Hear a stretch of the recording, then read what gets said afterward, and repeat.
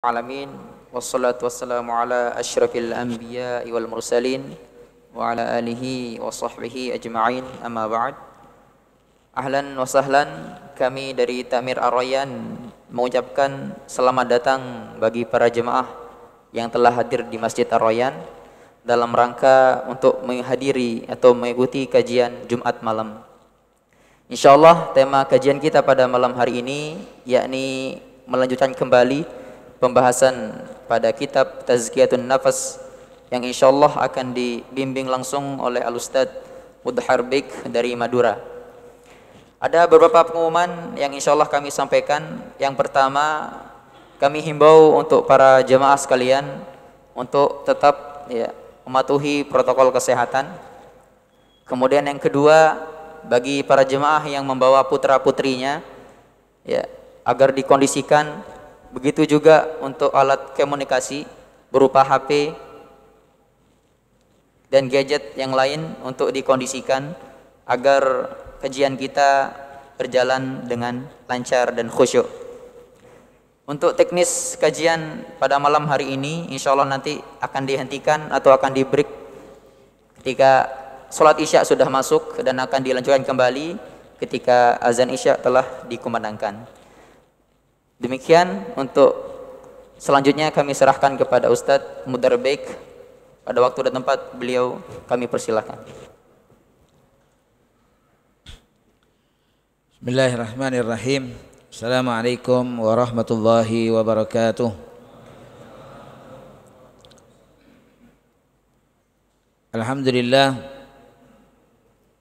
Alhamdulillahi rabbil alamin wa bihi nasta'in ala umuri dunya waddin. Asyhadu an la ilaha illallah wahdahu la syarika lah wa asyhadu anna Muhammadan abduhu wa rasuluh. Allahumma shalli wa sallim ala sayyidina wa habibina Muhammadin wa ala alihi wa sahabatihi wa man tabi'a hudahu ila yaumiddin, amma ba'd. Wa ya rabbi shrah li sadri wa yassir li amri wahlul 'uqdatam min lisani yafqahu qawli. Subhanaka la ilma lana illa ma 'allamtana innaka antal alimul hakim wa tub 'alaina innaka antat tawwabur rahim. Masyaallah muslimin, jamaah kajian Jumat malam Masjid Ar-Rayyan yang dirahmati Allah Subhanahu wa taala. Mudah-mudahan kita semuanya oleh Allah Subhanahu wa taala senantiasa diberikan perlindungan, diberikan taufik dan hidayahnya sehingga kita senantiasa bisa istiqamah di jalan Allah Subhanahu wa taala sampai kita menjumpai kematian kita insyaallah. Amin ya rabbal alamin. Salawat dan salam kita aturkan kepada junjungan kita Nabi Muhammad sallallahu alaihi wasallam, pada keluarga beliau, sahabat dan seluruh pengikutnya sampai akhir zaman. Masyaallah muslimin yang dirahmati Allah, wabil khusus Ami Muhammad bin Utsman hafizahullah, mudah-mudahan dijaga oleh Allah Subhanahu wa taala, dipanjangkan umurnya dalam ketaatan insyaallah. Amin ya rabbal alamin. Dan kita semuanya yang hadir senantiasa oleh Allah Subhanahu wa taala ditambahkan ilmunya, pemahamannya, sehingga kita semakin dekat dengan Allah Subhanahu wa taala. Amin ya rabbal alamin.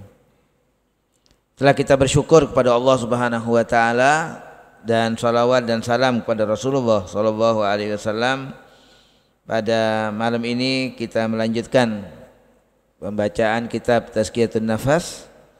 Kita sampai pada ahwalun nafas wa muhasabatuha. Keadaan jiwa kita,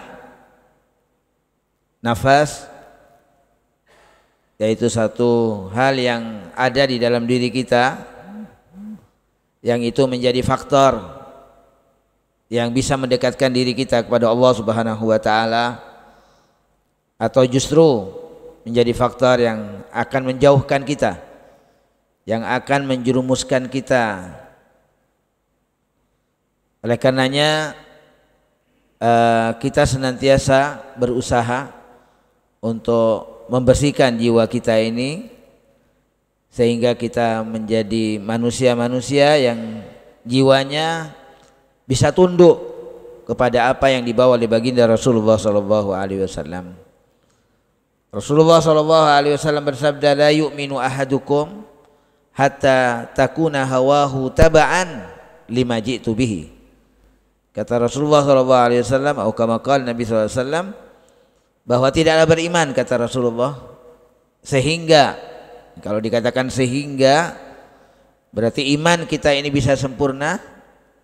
Kita mencapai kesempurnaan keimanan ketika nafsu kita ini benar-benar tunduk kepada apa yang dibawa oleh baginda Rasulullah sallallahu alaihi wasallam. Oleh karenanya malam ini kita melakukan muhasabah ya terhadap diri kita. Kita melakukan, kita mempelajari, kita merenungkan, kita mengetahui akan keadaan-keadaan nafsu kita ini, agar kita semuanya bisa selamat, agar kita menjadi manusia yang beruntung. Kita melakukan muhasabah, karena Rasulullah sallallahu alaihi wasallam mengkategorikan manusia itu, kata Nabi sallallahu alaihi wasallam, al-kayyis man dana nafsah. Orang yang cerdas, kata Nabi, adalah orang yang melakukan introspeksi terhadap dirinya. Itu ukuran kecerdasan menurut Nabi Muhammad sallallahu alaihi wasallam. Al-kayyis man dana nafsah wa amila lima ba'dal maut. Orang yang melakukan introspeksi terhadap dirinya, tentu kita nggak akan bisa melakukan introspeksi terhadap diri kita kecuali kita mengetahui terlebih dahulu bagaimana jiwa kita ini, bagaimana nafsu kita ini. Bagaimana kita akan melakukan muhasabah ya terhadap diri kita kalau kita nggak mengetahui akan sifatnya. Jadi kata Nabi SAW, al-kayyis man dana nafsahu. Nah, kalau orang sudah melakukan muhasabah dengan pemahamannya yang menyeluruh terhadap sifat-sifat dirinya, sifat-sifat jiwanya, dan begitu juga nafsunya, maka dia akan menjadi orang, kata Nabi SAW, wa amila lima ba'dal maut. Dia menjadi orang yang bekerja untuk mempersiapkan akan suatu keberadaannya nanti setelah dia mati. Wa amila lima ba'dal maut. Itu yang dikatakan oleh Nabi SAW sebagai orang yang cerdas. Ya, mudah-mudahan ya kita semuanya termasuk orang yang cerdas insyaallah. Nah, sebaliknya kata Nabi SAW, al-ajiz. Jadi Nabi SAW mengkategorikan manusia ini bainal kayyis wal ajiz. Ya, antara orang yang cerdas dan orang yang enggak berdaya. Orang yang lemah. Na'udzubillah minal ajiz. Ya, kita berlindung kepada Allah Subhanahu wa taala dari kelemahan diri kita. Dari ketidakberdayaan kita menghadapi diri kita sendiri. Itu namanya seorang yang ajiz. Nah, orang yang ajiz itu, kata Nabi SAW, man atba'a nafsahu hawa. Orang yang membiarkan dirinya ini mengikuti hawa nafsunya. Itu orang yang dikatakan seorang yang lemah, yang enggak berdaya. Bukan orang yang kuat itu. Tapi dia adalah disebut orang yang ajiz. Wa tamanna 'ala Allahil amani.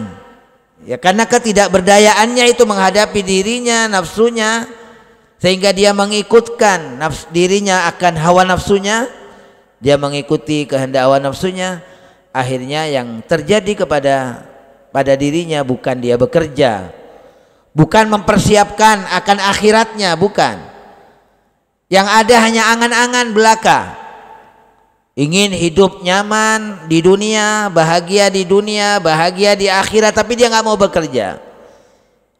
Dia tertipu dengan angan-angannya yang panjang. Ya, masa mudanya foya-foya, kaya raya, matinya mau bahagia, nggak mau bekerja. Nah, ini al-ajiz. Jadi Rasulullah SAW mengkategorikan manusia itu menjadi dua bagian. Ya. Yang pertama apa, Pak? Al-kayyis, yaitu yang cerdas. Dengan kriterianya jelas, Orang yang cerdas itu yang selalu mengintrospeksi dirinya, menghisab dirinya, memperhitungkan dirinya, saya ini bagaimana. Nah, karena memang ini yang harus kita pikirkan jamaah sekalian yang dirahmati Allah. Pembahasan sebelum ini kita berbicara tentang zuhud, berbicara tentang wara. Ya, pembahasan sebelum pembahasan tentang ahwalun nafas. Ini untuk membuka kepekaan diri kita bahwa yang harus kita pikirkan, yang menjadi ham pada diri kita, menjadi kerisauan dalam diri kita ini bukan sesuatu yang sudah pasti dari Allah Subhanahu wa taala yang akan diberikan oleh Allah kepada kita, bukan. Ham kita bukan dalam urusan dunia kita, bukan dalam urusan rezeki kita, bukan. Karena itu adalah sesuatu yang pasti Allah taala berikan kepada kita sekalian. Tapi ham kita bagaimana dengan jiwa kita ini? Kita ini termasuk orang yang mendapatkan taufik dari Allah atau tidak?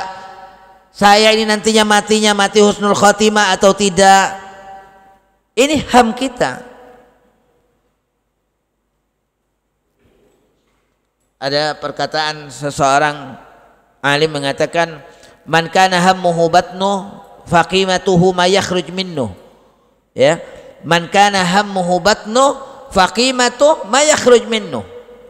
Siapa orang yang puncak keinginannya itu adalah perutnya, maka kualitas orang itu persis seperti apa yang keluar dari perutnya itu. Itu kualitasnya. Makanya nggak dikatakan orang yang cerdas, orang yang semacam itu oleh Nabi SAW. Dikatakan seorang yang ajiz. Nah jamaah sekalian yang dirahmati Allah Subhanahu wa taala, sini dikatakan ittafaqas salikuna ilallah, bahwa orang-orang yang berjalan menuju kepada Allah Subhanahu wa taala dengan cara mereka yang mereka lakukan, mereka sepakat. Apa yang mereka sepakati? Ala anna nafsa qati'atun bainal qalbi wa bainal wusuli ila Rabb, bahwa yang memutus atau yang menghalangi perjalanan kita kepada Allah Subhanahu wa taala itu adalah nafsu kita. Itu yang akan memutus antara kita dengan Allah Subhanahu wa taala.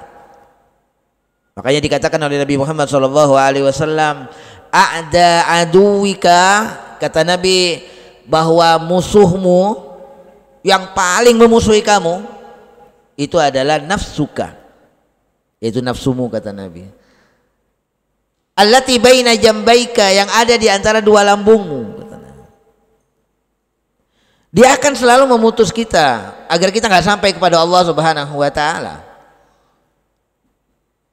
Ini sepakat ya, as-salikuna ilallah, orang-orang yang berjalan menuju kepada Allah Subhanahu wa taala. Wa annahu la yadkhulu alaihi subhanahu wa la yusilu ilaihi illa ba'da imatatiha. Jadi kita nggak akan bisa sampai kepada Allah Subhanahu wa taala kecuali kalau kita berhasil untuk menundukkan nafsu kita itu. Di sini bahasanya imatatiha, ya, mematikannya. Tentu bukan berarti menghilangkan, nggak mungkin bisa menghilangkan nafsu itu, nggak mungkin.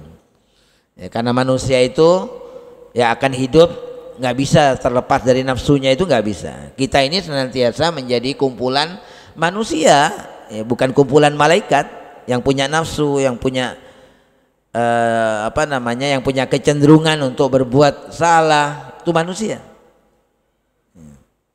Illa ba'da imatatiha wa tarkiha bi mukhalafatiha. Kita meninggalkan nafsu itu, artinya kita nggak mau mentaatinya, kita melawan nafsu itu. Wala tattabi'il hawa, pesannya Allah Subhanahu wa taala, jangan kamu ikuti nafsumu itu. Fayudillaka an sabilillah, dia akan menjauhkan engkau dari Allah Subhanahu wa taala. Nafsu kita akan menjauhkan kita dari Allah Subhanahu wa taala kalau kita menjadi penurut hawa nafsu, pengikut hawa nafsu, kita akan jauh. Wa man ja'ala al-ghuraba dalilan lahu qadahu ila jiyafil kilabi. Seorang penyair mengatakan, siapa orang yang menjadikan burung gagak ya sebagai penuntunnya, maka tentunya burung gagak itu akan mengantarkan dia kepada bangkai-bangkainya anjing.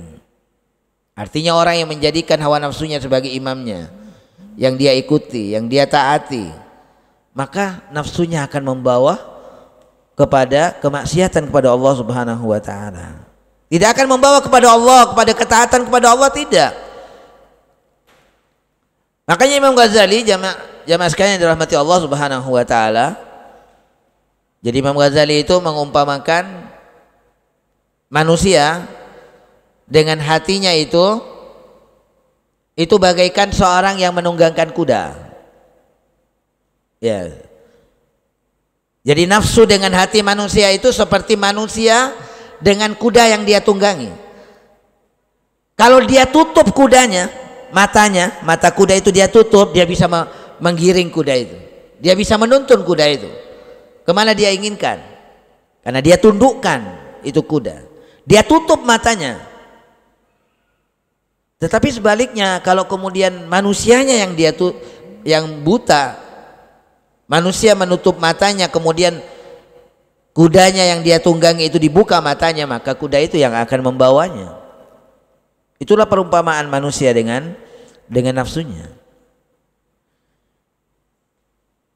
Makanya jamaah sekalian yang dirahmati Allah Subhanahu wa taala, manusia yang kemudian terombang-ambing oleh nafsunya karena memang dia buta matanya, buta hatinya, sehingga dia terombang-ambing oleh nafsunya.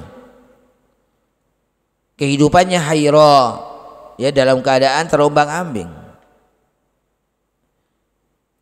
Allah Subhanahu wa taala berfirman ya dalam surah Nazi'at, ya, kata Allah Subhanahu wa taala, wa amma man tagha wa atharal hayatad dunya fa innal jahima hiyal ma'wa. Perhatikan jamaah sekalian yang dirahmati Allah, bagaimana nafsu kita itu mengajak kita untuk bermaksiat, untuk melanggar kepada Allah, melakukan perbuatan at-tughyan. At-tughyan ini perbuatan yang melampaui batas. Allah katakan wa amma man tagha, adapun orang yang melampaui batas, yang melanggar kepada Allah Subhanahu wa taala. Artinya nafsu kita itu memang mengajak kepada itu, kepada perbuatan at-tughyan, bukan kepada at-ta'ah, bukan kepada ketaatan.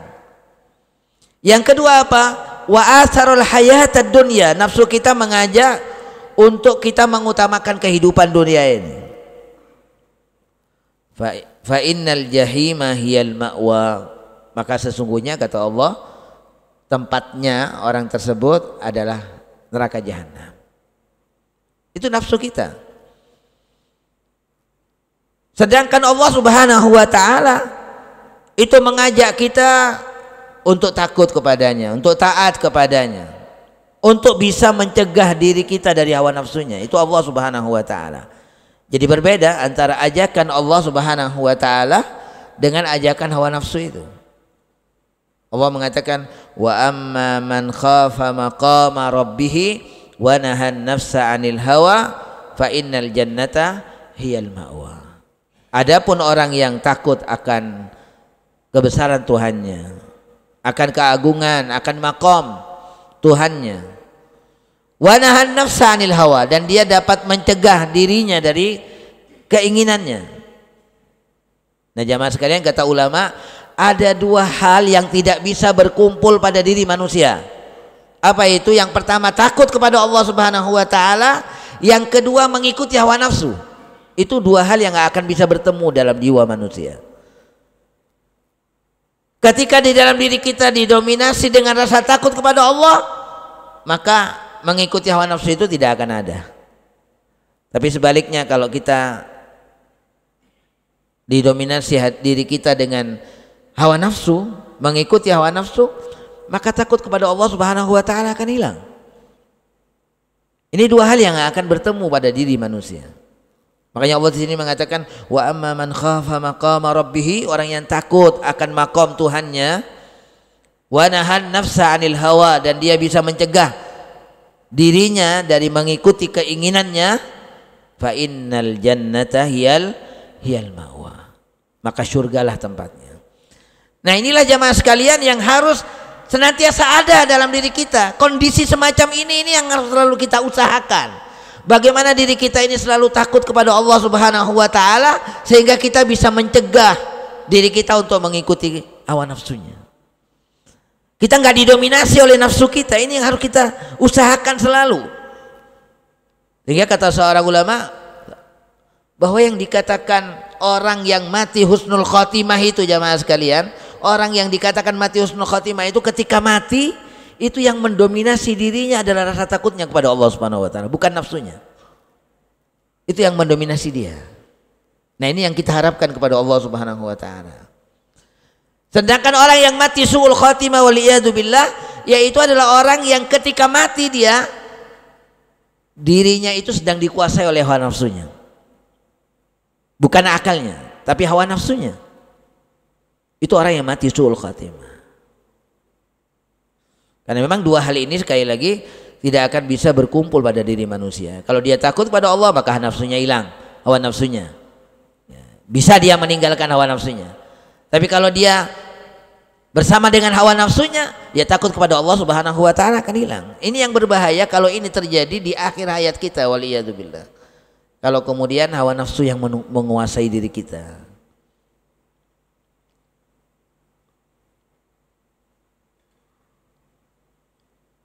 Di sini dikatakan fa innan nas ala qismain. Sehingga manusia itu terbagi dua bagian, ya. Manusia terbagi dua bagian. Yang pertama qismun dhafarat bihi nafsuhu. Satu bagian manusia, sekelompok manusia yaitu yang dikuasai oleh nafsunya. Yang berhasil menang menguasainya adalah nafsunya.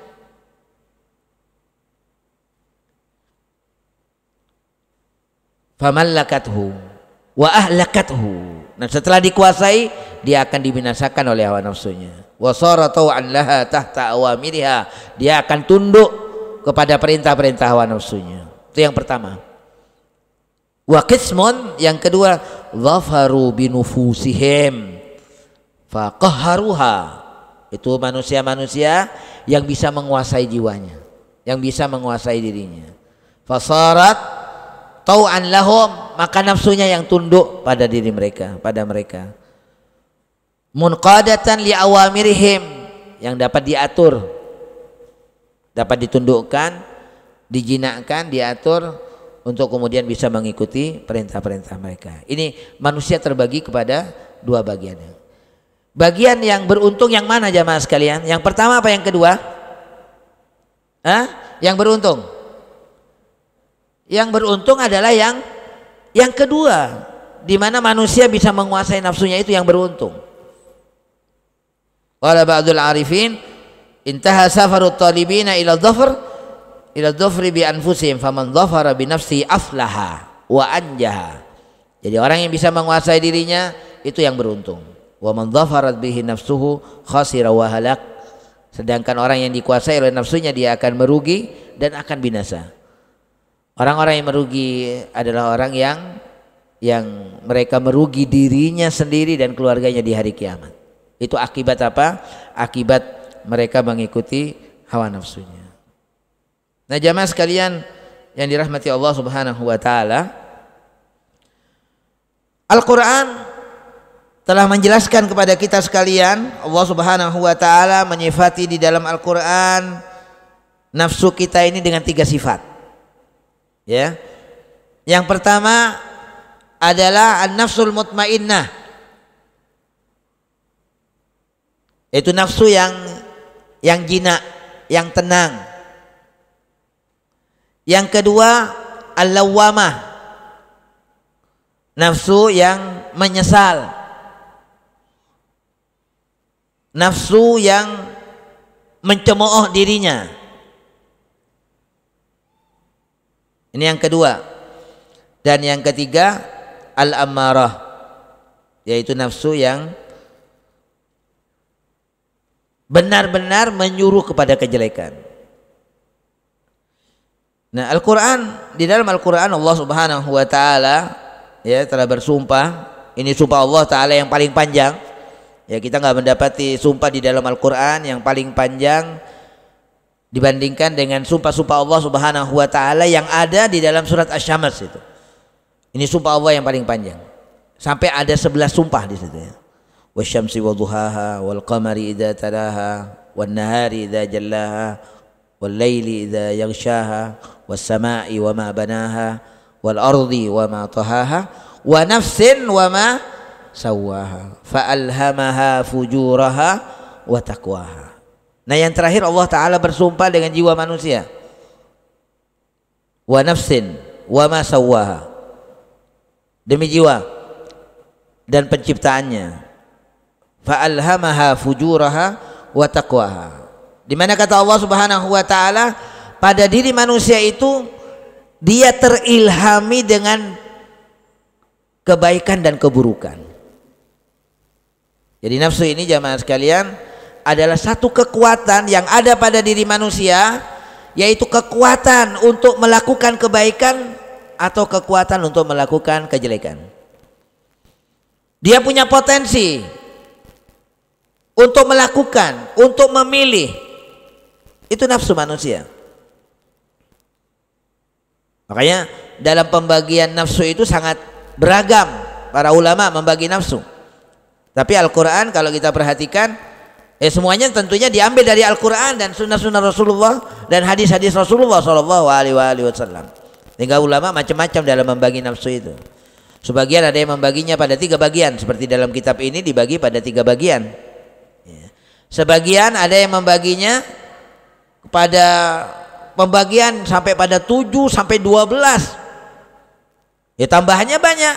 An-nafsul mulhamah, nafsu yang mendapatkan ilham. An-nafsul khairah, nafsu yang baik. Macam-macam. An-nafsul syahihah, nafsu yang pelit.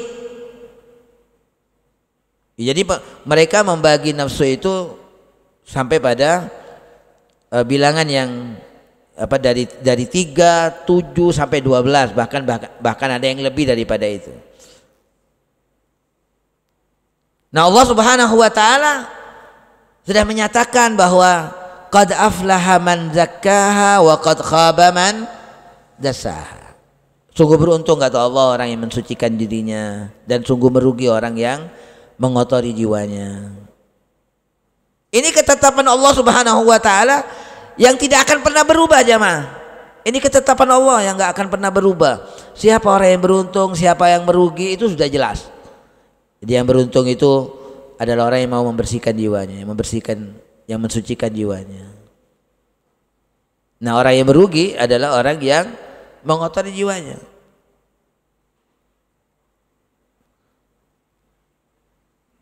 Nah, coba kalau saya tanya misalnya, antum ini termasuk yang beruntung apa yang merugi? Coba siapa yang merasa beruntung, acung coba. Coba acungkan tangan. Yang merasa dirinya beruntung, acung. Nggak ada yang ngacung.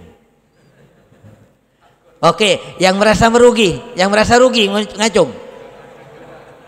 Loh, terus bagaimana? Ini kan sudah jelas pembagiannya. Qad aflaha man zakkaha wa qad khaba man dassaha, sudah jelas. Yang beruntung yang mensucikan dirinya, yang rugi itu yang mengotori jiwanya. Kan sudah jelas. Jadi coba siapa yang beruntung? Nggak ada juga yang ngacung. Yang merugi?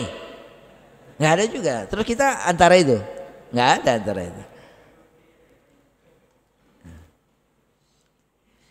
Ini kan melakukan proses, Pak. Orang yang dikatakan mensucikan dirinya itu artinya dia melakukan proses. Dia melakukan proses untuk membersihkan jiwanya itu. Dengan cara kita berkumpul semacam ini adalah bagian dari proses untuk membersihkan jiwa kita agar kita tahu akan jiwa kita. Ya, kita melihat akan diri kita ini, tahu akan sifat-sifatnya. Ini proses ini. Jadi orang yang sudah melakukan proses itu artinya dia sudah orang yang beruntung, ya. Yang nggak melakukan proses, nah itu yang rugi. Jadi kalau misalnya saya ini mau berjalan ke tempat ini misalnya, saya diam di tempat, itu namanya saya orang yang rugi. Karena nggak ada langkah yang saya lakukan. Tapi kalau saya mau ke tempat ini dan saya sudah melangkahkan kaki saya 1 langkah, 2 langkah, 3 langkah menuju tempat ini, itu saya artinya adalah orang yang beruntung, yang sukses. Jelas kan? Nah, sekarang siapa yang beruntung? Alhamdulillah sudah ada 2-3 orang yang ngacung ini. Yang lain masih ragu-ragu.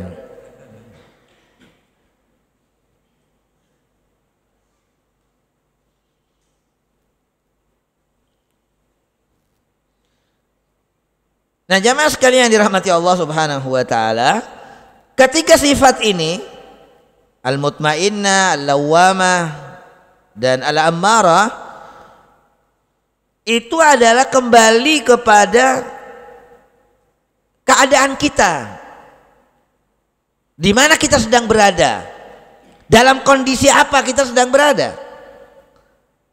Apakah kita mendapati diri kita, nafsu kita ini sedang tunduk kepada Allah Subhanahu wa taala, bisa kita atur, ataukah kita mendapati diri kita sedang menyesali akan kejelekan-kejelekannya, ataukah kita mendapati diri kita sedang mendorong kita, mengajak kita, menyeret kita untuk bermaksiat kepada Allah Subhanahu wa taala. Nah, ini itu tergantung keadaan-keadaan kita. Jadi nafsu kita ini bisa berubah-ubah dari satu keadaan kepada keadaan yang kedua, kepada keadaan yang lain. Dari mutmainnah kepada ammarah kepada lawwamah, itu bisa berubah-ubah tergantung apa yang mendominasi kita pada saat itu. Nafsu yang mana yang sedang mendominasi kita. Jadi sifat dari 3 nafsu ini itu semuanya kembali kepada apa yang sedang mendominasi diri kita. Jadi kalau yang mendominasi diri kita adalah nafsu ammarah, berarti sifat diri kita pada waktu itu adalah nafsunya adalah nafsu ammarah. Ya, kalau sedang lawwamah berarti kita mendapati diri kita ini sifatnya adalah bersifat lawwamah. Begitu juga yang mutmainnah. Jadi tergantung pada kondisi di mana dia mana yang mendominasi pada diri kita dari 3 sifat.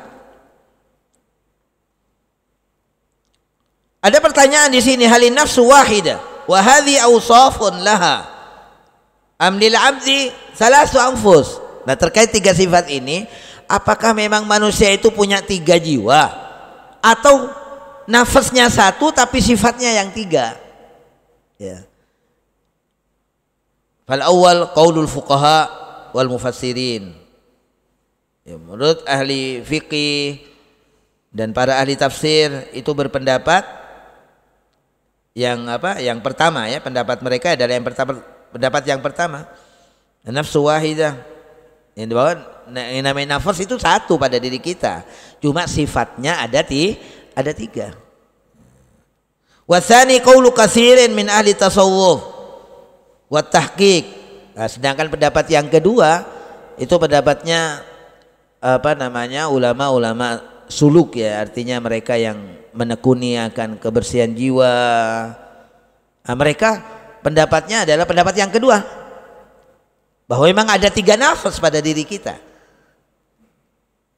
Nah, tapi bisa dipertemukan, ya, antara perbedaan dari 2 kelompok itu, ya, bisa dipertemukan, artinya nggak perlu dipertentangkan. La niza'a bainal fariqain, yang nggak perlu dipertentangkan antara 2 kelompok itu. Fa innaha wahidah, bahwasanya nafas itu 1, jadi zatnya 1, wa salasa, sedangkan kalau ditinjau dari sifatnya ada 3, ya, zatnya 1, sifatnya ada 3. Nah, yang pertama tadi yang sudah disebutkan adalah an-nafsul mutmainnah. Nafsul mutmainnah adalah jiwa yang merasa tenang dengan Allah Subhanahu wa taala. Ketika dia mengingat Allah, dia menjadi tenang, ya, jiwanya menjadi tenang. Jiwa yang senantiasa merindukan untuk perjumpaan dengan Allah Subhanahu wa taala, senantiasa kembali kepada Allah. Itu an-nafsul mutmainnah. Doa Rasulullah sallallahu alaihi wasallam, Allahumma inni as'aluka nafsan mutmainnatan bika. Ya Allah, aku memohon kepadamu ya Allah, nafsu yang mempercayaimu ya Allah. Musaddiqatan bika, yang merasa tenang denganmu ya Allah. Tu'minu biliqa'ik, yang mengimani perjumpaan denganmu. Wa tardha biqada'ik, dan ridha dengan ketentuanmu ya Allah. Ya, mengingat waktu Isya sudah datang, ya kita skorsing dulu, kita dengarkan bersama azan.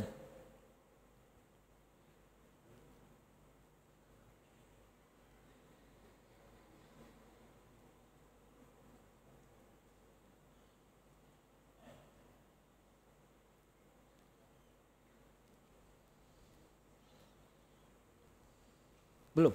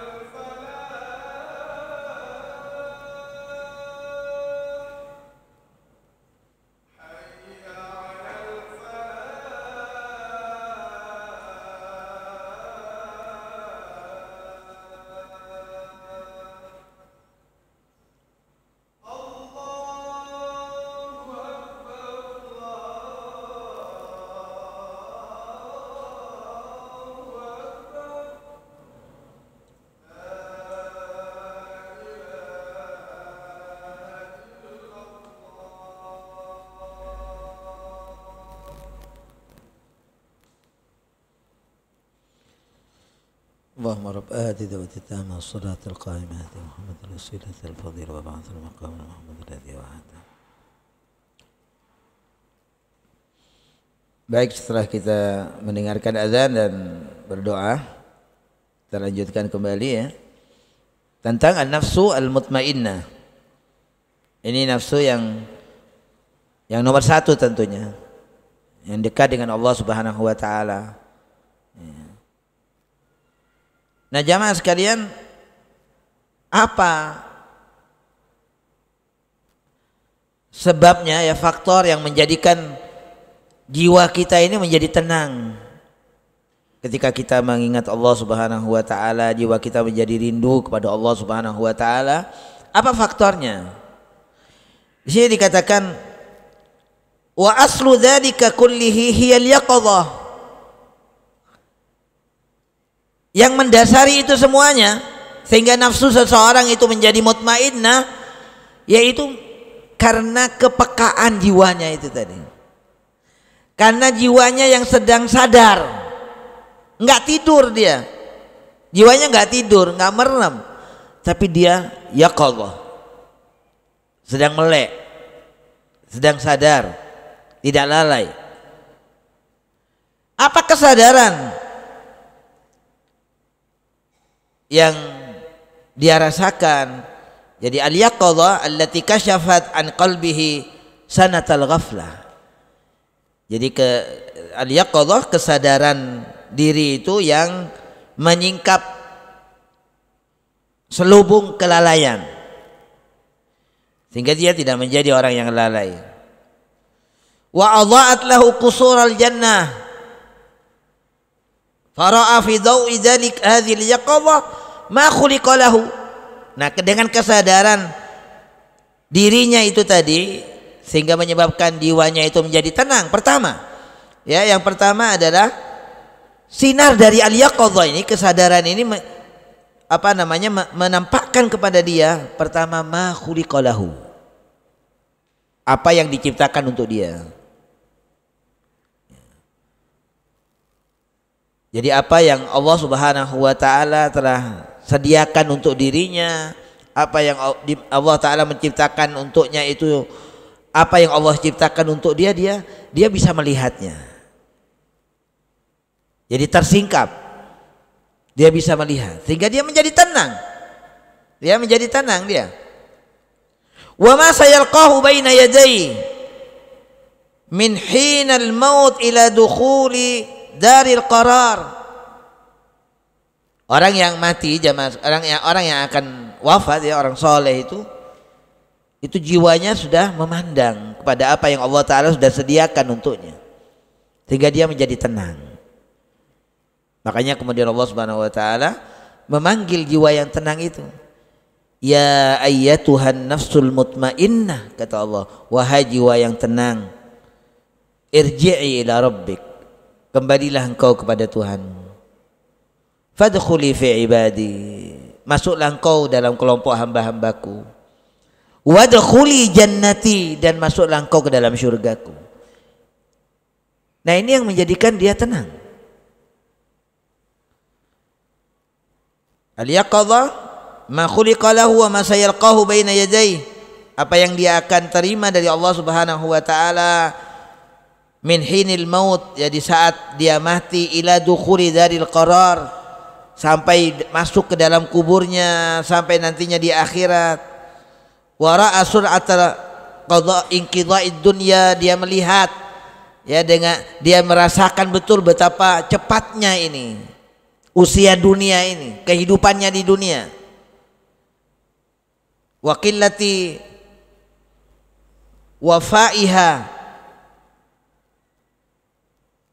libaniha wa qillatiha li'usyaqiha, di mana dunia ini nggak bisa memberikan apa-apa kepada kita, tidak bisa memuaskan kita. Fanahadha fi dzalika ad-dhaw ala saqi azmihi qailan. Nah, dengan semangatnya itu tadi, ya, sehingga dia mengatakan kepada dirinya, ya hasrata, dia menyesali dirinya, ya hasrata, betapa ruginya aku, ala ma farrattu fi jambillah, terhadap segala sesuatu yang aku abaikan, yang aku tinggalkan dari perintah-perintah Allah Subhanahu wa taala. Fastaqbala bi baqiyati umrihi mustadrikan ma fat, sehingga dia ingin mengejar ketinggalannya dari apa yang sudah dia lalui dari masa lalunya, dia kejar dengan amal-amal solehnya. Muhibban mujiban ma amata muhyiyan ma amat, kemudian dia menghidupkan apa yang dahulu dia matikan. Dulunya dia tidak melakukan amalan-amalan sunnah, sekarang dia lakukan. Dia semangat untuk beribadah kepada Allah Subhanahu wa taala. Mustaqbilan, seraya dia benar-benar menghadap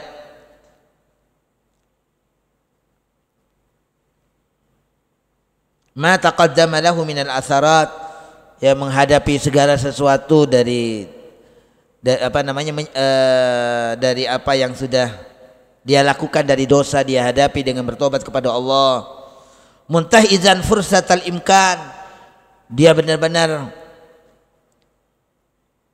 menggunakan kesempatannya, allati in fatahu jami'al khairat, di mana kesempatan itu kalau hilang dari dia, dia akan kehilangan semua kebaikan. Summa yalhadu fi nuri tilkal yaqadhah wa nuri ni'mati rabbih alaih, maka dengan cahaya kepekaan jiwanya tadi itu, yang menjadikan dia melek tadi itu, Dan yang kedua ditambah lagi dengan cahaya kenikmatan Allah Subhanahu wa taala yang Allah berikan kepada dia, yara annahu ayis min hasriha wa isaiha. Dia menyadari bahwasanya dia tidak bisa menghitung betapa banyaknya nikmat Allah Subhanahu wa taala yang Allah telah berikan kepada dia. Ajizun an adai haqqiha. Dia merasa tidak mampu untuk melaksanakan semua hak dari kenikmatan itu untuk dia syukuri kepada Allah. Wa yara fi tilka yaqadha uyuba nafsih, kemudian dia menyadari akan kekurangan-kekurangan dirinya, wa afata amalih, kerusakan-kerusakan amalnya, wa ma taqaddama lahu binal janayat, dia menyaksikan betul apa yang sudah dia lakukan dari perbuatan dosa wal isaat dan kejelekan-kejelekan, wattaqa'at an katsir minal huquq wal wajibat, hak-hak yang dia yang dia tinggalkan, kewajiban-kewajiban yang dia lalaikan, itu semuanya kemudian hadir pada diri dia. Ini semuanya dengan nurul yaqadha. Nah, inilah dasarnya, inilah asal segala sesuatu yang kemudian menjadikan jiwa manusia itu bangkit. Makanya jamaah sekalian yang dirahmati Allah Subhanahu wa taala, ketika seorang kemudian merasa ya bahwa dirinya banyak dosa, dia nggak bisa memenuhi kewajibannya kepada Allah Subhanahu wa taala untuk mensyukuri nikmatnya, menjadikan dia hatinya hancur, menyesal, itu adalah kondisi yang sangat baik untuk kemudian mengangkat dirinya. Fatan qasiru nafsu, ya, sehingga menjadi watakhsha, menjadi khusyuk hatinya kepada Allah Subhanahu wa taala, wa yasiru ilallah, kemudian dia memulai perjalanannya kepada Allah Subhanahu wa taala. Nah, itulah yang akan merupakan pengaruh dari al-yaqadha itu tadi. Fa hadhihi atharul yaqadha wa mujibatuha. Wa huwa awwalu manazilin nafsi al-mutmainnah. Inilah yang mengantarkan seseorang untuk memiliki jiwa yang tenang itu tadi. Kita kembali kepada hadis Rasulullah sallallahu alaihi wasallam tadi. Jadi kata Nabi sallallahu alaihi wasallam, al-kayyis man dana nafsahu. Jadi orang yang cerdas itu kata Nabi, orang yang melakukan muhasabah terhadap dirinya. Wa amila lima ba'dal maut, kemudian dia bekerja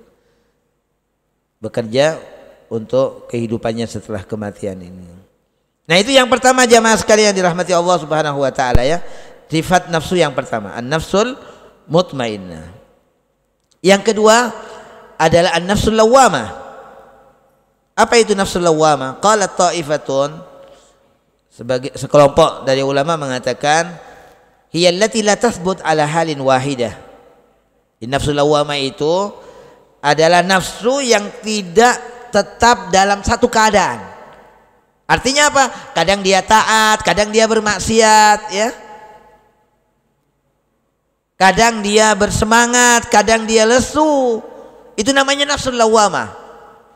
Kalau datang semangatnya dia semangat, tapi kalau lagi futur, lagi lemah mentalitasnya, dia menjadi lesu, nggak bersemangat. Itu an-nafsul lawwamah. Ya, sebagian ulama ada yang mendefinisikan nafsul lawwamah itu an-nafsul lati la tathbut ala halin wahida. Jadi nggak stabil, nafsu yang nggak stabil, yang tidak tetap dalam satu keadaan. Itu an-nafsul lawwamah. Fahiya katsiratun at-taqallub wa talawun. Jadi cepat berubah, ya, dari satu keadaan kepada keadaan yang lain. Kadang khusyuk, kadang tidak, ya. Kadang lupa kepada Allah Subhanahu wa taala, kadang ingat sama Allah. Itu an-nafsul lawwamah. Fatadhkur wa taghfal wa taqbal wa tu'rid. Ya, kadang dia benar-benar menghadapkan dirinya kepada Allah, kadang dia berpaling. Wa tuhib wa tubghid. Kadang cinta, kadang senang, kadang benci. Wa tafrah wa tahzan. Ya. Jiwanya senang, kadang susah, cepat berubah. Tadinya senang, sekarang berubah menjadi sedih. Itu an-nafsul lawwamah. Wa tardha wa taghdab wa tuti' wa tattaqi.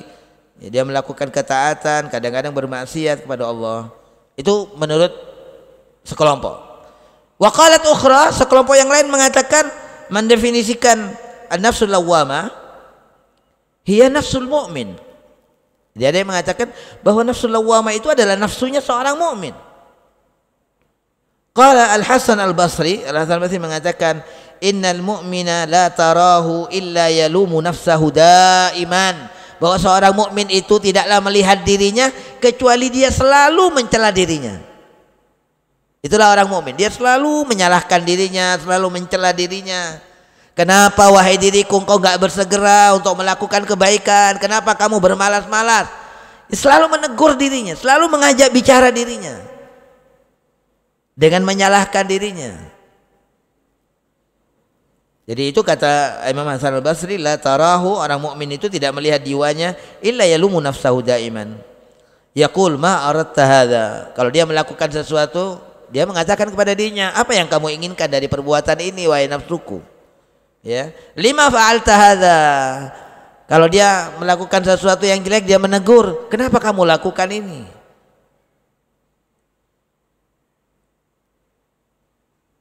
Dan lain sebagainya. Itu menurut kelompok yang lain.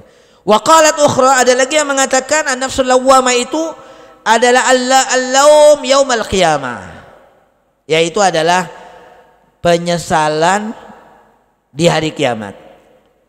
Ya, penyesalan manusia di hari kiamat. Allah Subhanahu wa taala berfirman, la uqsimu biyaumil qiyamah wa la uqsimu bin nafsil lawwamah. Kata Allah Subhanahu wa taala, aku bersumpah dengan hari kiamat dan aku bersumpah dengan nafsu yang lawwamah, yaitu al-laum yaumal qiyamah. Kenapa jamaah sekalian? Karena nanti di hari kiamat setiap orang pasti akan mencela dirinya. Ya, kalau dia mendapati dirinya berbuat jelek, ketika dihisab dia akan mencela dirinya. Apalagi oleh Allah Subhanahu wa taala dijadikan dirinya itu benar-benar peka terhadap semua apa yang dia lakukan. Balil insanu ala nafsihi basirah. Ya, manusia akan peka terhadap jiwanya sendiri. Makanya kalau dia mendapati dirinya sebagai seorang yang musyi, yang berbuat jelek, dia akan menyesali dirinya. Dia akan mencela dirinya. Kalau dia mendapati dirinya sebagai seorang yang muhsin, seorang yang melakukan kebaikan, dia juga akan mencela dirinya. Kenapa dia tidak memperbaiki kebaikan yang dia lakukan? Kenapa dia nggak lakukan dengan cara yang terbaik? Dia tetap akan menyesali dirinya. Itu manusia nanti di hari kiamat. Alimat nafsun ma qaddamat wa akharat. Setiap orang, kata Allah, alimat nafsun, setiap jiwa manusia nantinya akan tahu ma qaddamat, apa yang sudah dia lakukan. Ketika dia melakukan kebaikan, dia menyesali dirinya, kenapa dia nggak melakukannya dengan cara yang terbaik. Orang yang sudah bersedekah, dia akan menyesal, kenapa nggak banyak sedekah yang dia keluarkan. Orang yang mungkin berbuat baik dengan memberikan apa yang dia miliki, misalnya pakaiannya dia berikan kepada orang, dia akan menyesal, kenapa yang bukan yang baru yang dia berikan kepada orang lain. Orang yang berbuat baik mungkin membantu orang yang buta untuk berjalan, untuk menuntun dia, mungkin dia akan menyesal, kenapa enggak selalu saya menuntunnya setiap dia mau pergi. Nah, itu penyesalan manusia nanti di hari kiamat. Jadi al-lawwamah itu adalah di hari kiamat nanti. Ya, al-laum yaumal qiyamah. Yaqulul Imam Ibnu Qayyim wa hadza kulluhu haq. Nah, kata Ibnu Qayyim rahimahullah, mengomentari tiga pendapat ini semuanya benar. Ya, pengertian nafsu yang pertama, yang kedua dan yang ketiga semuanya benar. Yang pertama tadi, nafsu lawwamah adalah yang tidak stabil, yang selalu berubah. Itu nafsu lawwamah. Yang kedua adalah apa? Yang kedua tadi adalah ini memang nafsunya seorang mukmin yang selalu mencela dirinya di dunia, ya. Dia melihat dirinya selalu mencela dirinya, selalu menyalahkan dirinya. Kenapa? Apa yang dia lakukan? Ya, apa yang dia tinggalkan? Nah, kemudian yang ketiga adalah penyesalan di hari kiamat. Ya, al-laum yaumal qiyamah. Jadi semuanya ini benar. Wal-lawwamah naw'an. Nah, nafsu lawwamah ini ada dua macam. Lawwamah malumah, lawwamah yang tercela, dan yang kedua lawwamah ghairu malumah, yaitu nafsu lawwamah yang tidak yang tidak tercela.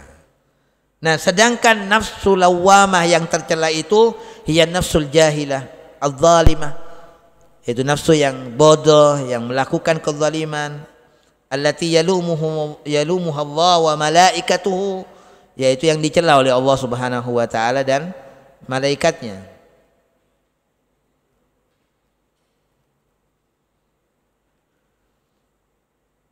Nah, sedangkan yang kedua an-nafsul al-lawwamah ghairul malumah, nafsu lawwamah yang tidak tercela, hiya allati la tazal talumu sahibaha, yaitu nafsu yang senantiasa di mana seseorang itu mencela dirinya atas kekurangannya dalam melaksanakan, kesempurnaannya dalam melaksanakan ketaatan kepada Allah, padahal dia bisa mengerahkan ya dirinya, potensi yang Allah berikan. Nah, ini nafsu yang semacam ini bukan nafsu lawwamah yang tercela, tapi nafsu lawwamah yang baik.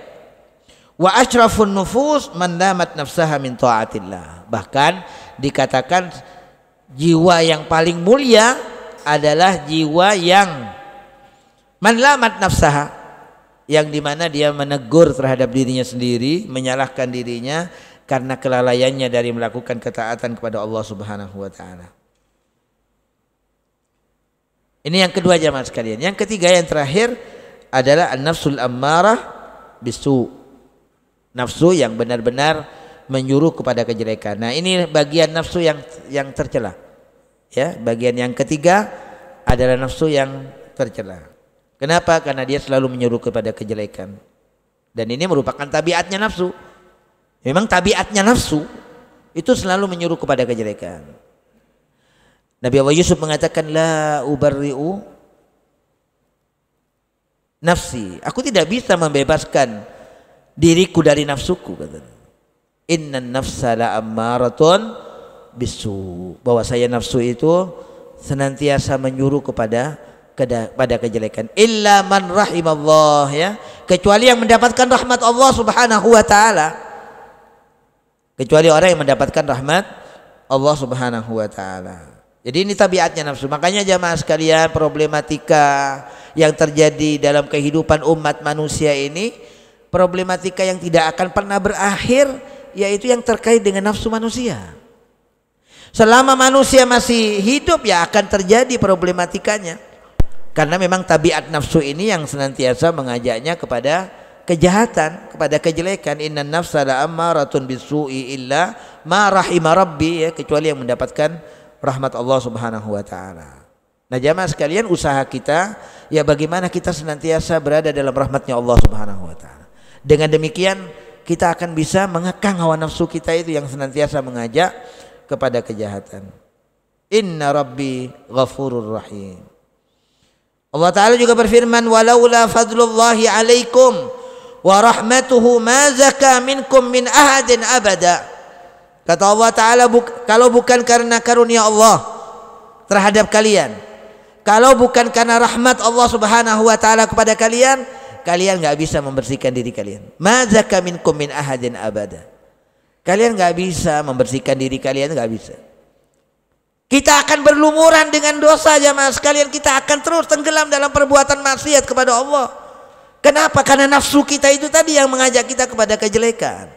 Kalau bukan karena rahmatnya Allah Subhanahu wa taala, ya.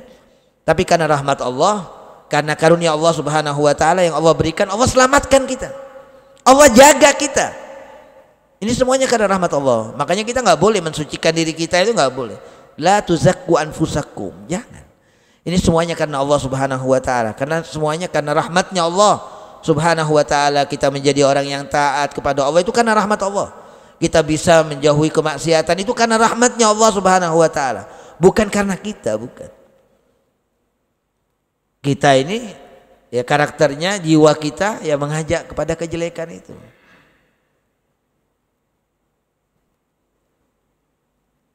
Makanya jamaah sekalian dirahmati Allah Subhanahu wa taala, Rasulullah sallallahu alaihi wasallam itu mengajarkan kepada kita sekalian yang dikenal, yang disebut oleh para ulama dengan yang namanya khutbatul hajah.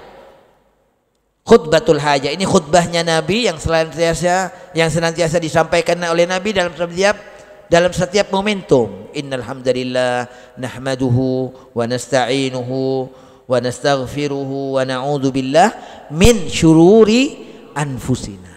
Jadi di dalam khutbatul hajah itu di situ Rasulullah SAW berlindung pada Allah Subhanahu wa taala dari kejahatan diri kita. Min syururi anfusina wa min sayyiati a'malina. Ini yang disebut dengan khutbatul hajah. Pertama beliau membuka dengan pujian kepada Allah. Bahwasanya segala puji bagi Allah. Kita memuji kepada Allah Ta'ala. Karena Allah Ta'ala adalah zat yang maha terpuji. Kita memujinya atau tidak, Allah Subhanahu wa Ta'ala adalah zat yang maha terpuji. Makanya kita perjelas. Kita katakan kami memuji Allah Subhanahu wa Ta'ala. Agar kita termasuk alhamidun, orang-orang yang memuji Allah. Kemudian kita minta tolong pada Allah, nasta'inuhu wa nastaghfiruhu, kemudian kita minta ampun kepada Allah Subhanahu wa taala. Lalu kemudian kita memohon perlindungan kepada Allah, wa na'udzubillahi min syururi anfusina wa min sayyiati a'malina. Jadi bapak-bapak mau menyampaikan nasihat sama anaknya misalnya, kepada istrinya, baca ini dulu agar nasihat itu bisa sampai kepada mereka. Karena yang menghalangi ya sampainya perkataan kita kepada orang lain itu ya karena kejelekan diri kita sendiri, karena buruknya jiwa kita ini. Makanya kita berlindung terlebih dahulu kepada Allah Subhanahu wa taala. Kita minta tolong pada Allah, kita baca ini. Guru-guru mau mengajar baca ini, mau ngajarin apa saja. Ya, mau ngajar matematika, mau ngajar bahasa Arab, ya, mau ngajar akhlak. Baca doa ini dulu, baca kalimat-kalimat ini namanya khutbatul hajah. Yang diajarkan oleh baginda Nabi Muhammad sallallahu alaihi wasallam. Fasyarru kaminun fin nafsi wa huwa yujibu sayyiatil a'mal. Jadi memang yang namanya kejelekan itu memang dia memang berada bersemayam di dalam jiwa dan dia bisa menyebabkan ya itulah yang akan mendatangkan keburukan perbuatan manusia. Fa idza khallallahu bainal abdi wa baina nafsihi, kalau kemudian Allah taala biarkan manusia itu, Allah nggak ikut di sana, tidak menghalanginya, maka manusia akan halaka baina syarriha, dia akan binasa, dia akan celaka di antara kejahatan-kejahatan dirinya itu. Wa ma taqtadhihi min sayyiatil a'mal, dan apa yang lahir dari keburukan amalnya tadi. Wa in waffaqahullah, tapi kalau diberi taufik oleh Allah Subhanahu wa taala, wa a'adzahu, dilindungi oleh Allah, naja, dia pasti selamat. Makanya kemudian Rasulullah SAW mengatakan apa? Man yahdillahu fala mudhillalah wa man yudlil fala hadiyalah. Demikian jamaah sekalian apa yang bisa kita kaji ya dari ahwalun nafas wa muhasabatuha. Ya mudah-mudahan ya menambah khazanah pengetahuan kita ya. Dan ini sangat penting sekali ya untuk mengoreksi diri kita, ya memahami diri kita sehingga kita bisa mengoreksinya. Wallahu a'lam bishawab. Alhamdulillahirabbil alamin. Jazakumullahu khairan katsira. Kami ucapkan terima kasih kepada Al-Ustadz Mudhar Baik. Semoga apa yang disampaikan menjadi tambahan ilmu bagi kita semuanya. Baik, jika ada yang mau ditanyakan kami persilakan kepada para jemaah.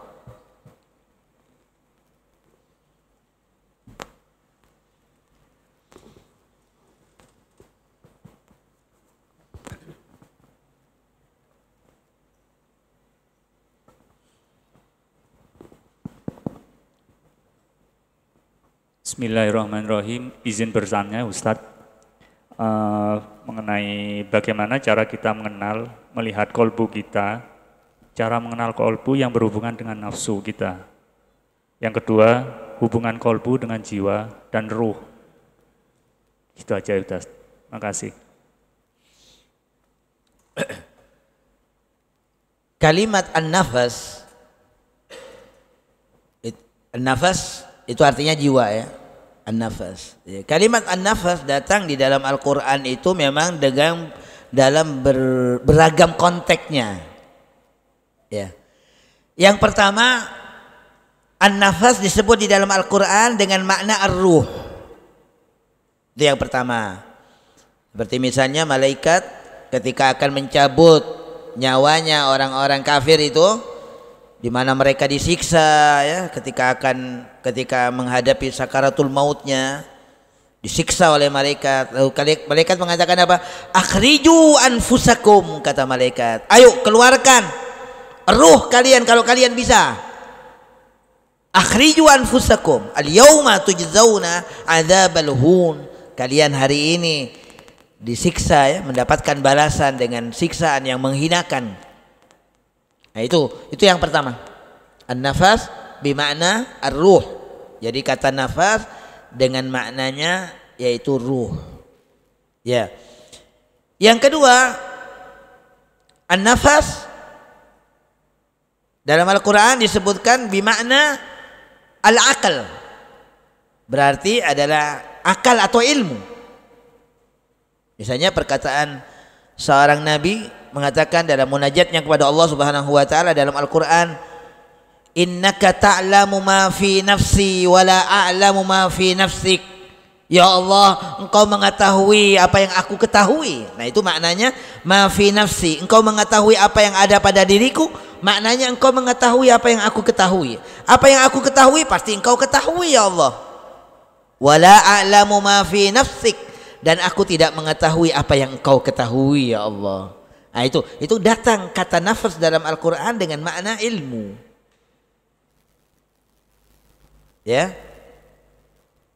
Memang beragam kata an-nafas datang dalam Al-Qur'an dengan berbagai makna. Yang ketiga, jamaah sekalian dirahmati Allah, an-nafas, kata an-nafas datang di dalam Al-Qur'an dengan makna quwwah al-khairiyah wasyarriyah, yaitu adalah merupakan satu kekuatan yang berpotensi melakukan kebaikan dan keburukan.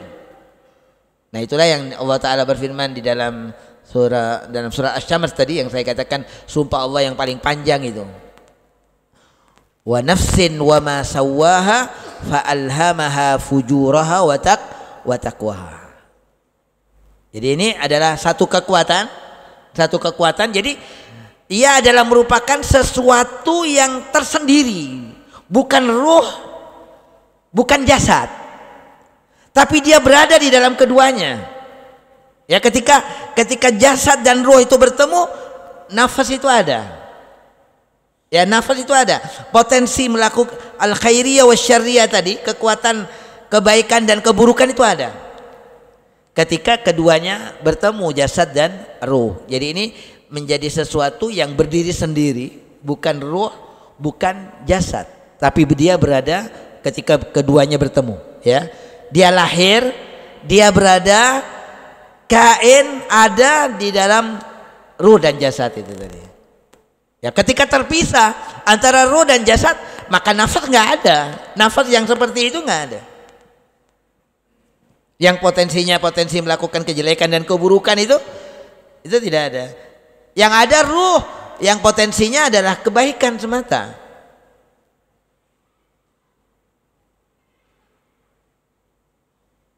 Ya. Kemudian yang keempat datang di dalam Al-Qur'an kata an-nafas yang berarti manusia seutuhnya, dengan akalnya, dengan ruhnya, dengan jasadnya, dengan hatinya, yang dimana dia diajak bicara oleh Allah Subhanahu wa taala dengan beban-beban yang Allah berikan. Ya ayyuhal insan, wahai manusia. Jadi berarti manusia seutuhnya.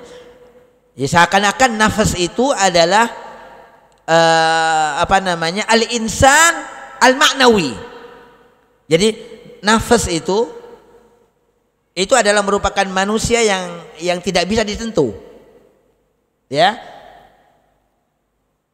Nah, sedangkan yang tampak, yang dapat disentuh ini, yang terdiri dari berbagai anggota badan ini al-insan al-hissi, adalah manusia yang dapat kita raba, yang bisa kita sentuh. Sedangkan nafas adalah al-insan al-ma'nawi, adalah manusia yang tidak bisa disentuh. Jadi datang makna nafas itu dengan arti manusia. Ya, dengan arti manusia seutuhnya. Banyak ayat-ayat yang berbicara itu, misalnya wattaqu yauman, takutlah kalian akan suatu hari, la tajzi nafsun an nafsin syai'a, di mana pada hari itu manusia, nah itu yang dimaksud nafsun di situ adalah manusia seutuhnya. La tajzi nafsun an nafsin syai'a, dia nggak bisa menolong. Wala yuqbalu minha syafa'atun wala yu'khadhu minha adlun wala hum yunsarun. Nah itu yang dimaksud nafas di situ dengan arti manusia.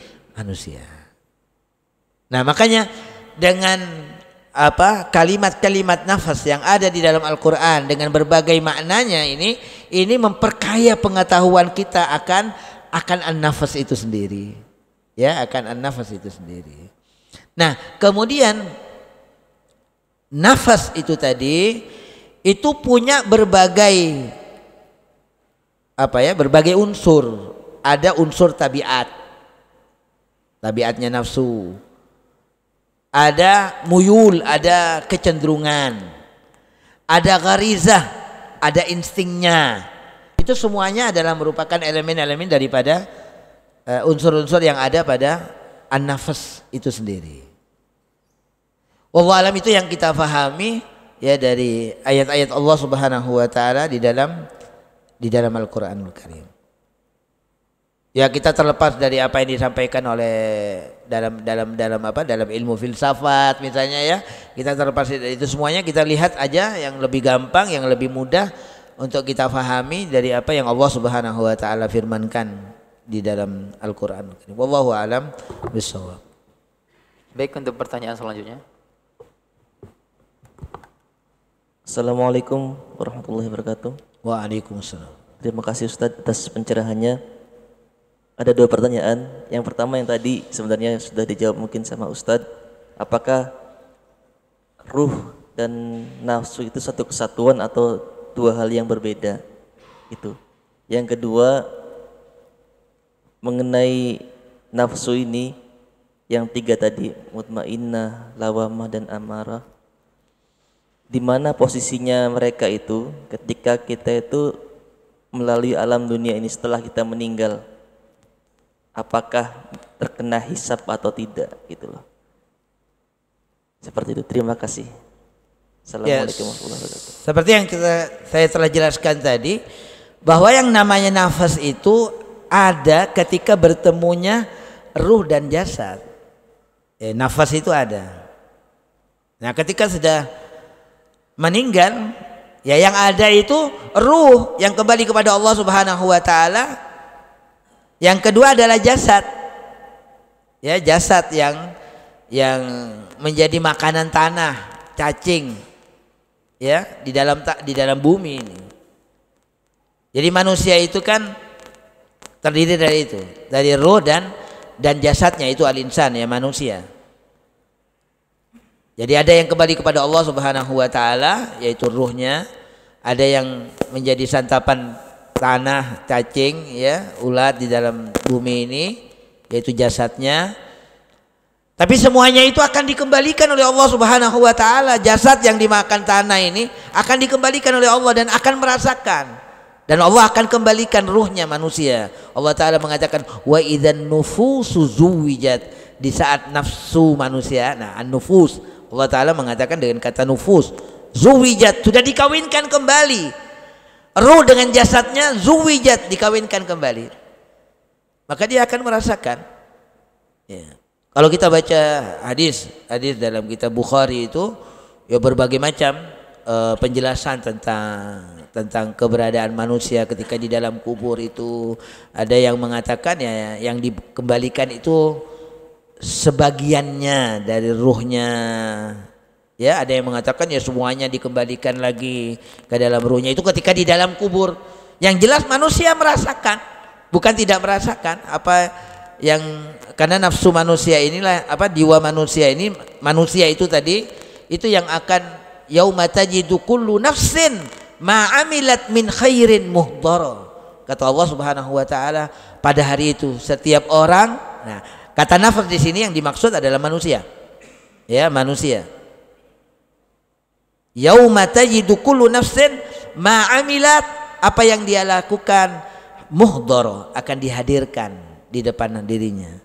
Ya, untuk kemudian dia mendapatkan balasan dari Allah Subhanahu wa taala. Wa ma amilat min su, begitu juga apa yang dia lakukan dari kejelekan dia akan dihadirkan oleh Allah Subhanahu wa taala. Wa tawaddu law anna bainaha wa bainahu amadan ba'ida, ketika dia melihat di hadapannya ada kejelekan yang dihadirkan oleh Allah yang tidak lain adalah perbuatan-perbuatannya, dia berharap antara dia dengan kejelekannya itu dijauhkan oleh Allah Subhanahu wa taala, ya, dengan jarak yang sangat jauh. Tawaddu law anna bainaha wa bainahu amadan ba'ida. Jadi begitu. Ya, jadi nafsu itu tadi saya katakan ya itu adalah merupakan sesuatu yang ada pada diri manusia ketika bertemu antara jasad dengan ruh, itu nafsu ada. Wallahu taala alam. Baik, kami mohon maaf mengingat waktu yang terbatas, maka sesi untuk tanya jawab kami cukupkan sampai di sini. Mari bersama-sama kita tutup ta'lim kita ya dengan berdoa kepada Allah SWT. Insyaallah pada kesempatan ini akan dipimpin langsung oleh Ustaz Mudhar Bek. Pada beliau kami. Bismillahirrahmanirrahim. Alhamdulillahirabbil alamin. Allahumma shalli wa sallim ala sayyidina Muhammadin wa ala alihi washabihi ajma'in. Allahumma inna nas'aluka nafsan mutmainnatan bika tu'minu bi liqa'ika wa tardha bi qada'ik. اللهم أصلح لنا ديننا الذي هو عصمة أمرنا، وأصلح لنا دنيانا التي فيها معاشنا، وأصلح لنا آخرتنا التي فيها معادنا، واجعل الحياة زيادة لنا في كل خير، واجعل الموت راحة لنا من كل شر. اللهم آت أنفسنا تقواها، اللهم آت أنفسنا تقواها وزكها أنت خير من زكاها، أنت وليها ومولاها يا رب العالمين. اللهم إنا نعوذ بك من علم لا ينفع، ومن قلب لا يخشع، ومن نفس لا تشبع، ومن دعاء لا يسمع. وصلى الله على نبينا محمد وعلى آله وصحبه وسلم. سبحان ربك رب العزة عما يصفون وسلام على المرسلين والحمد لله رب العالمين. سبحانك اللهم وبحمدك أشهد أن لا إله إلا أنت أستغفرك وأتوب إليك.